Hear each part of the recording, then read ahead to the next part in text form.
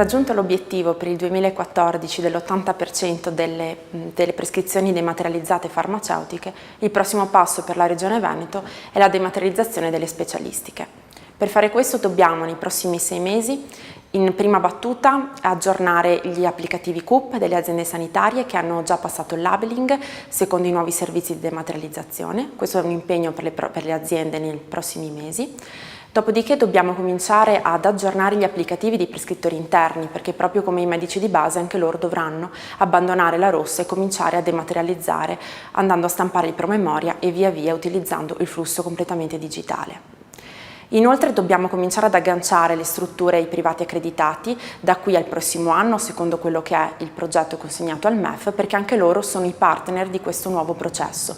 Dovranno anche loro prescrivere ed essere in grado di prendere in carico, di prenotare, di erogare le prescrizioni specialistiche secondo il processo di dematerializzazione. In ultimo e parallelamente a tutti questi progetti per chiudere il processo di dematerializzazione ci sta l'introduzione del catalogo Veneto il prescrivibile, unico catalogo che sarà utilizzato per tutte le prestazioni specialistiche di tutte le branche in tutto il territorio regionale.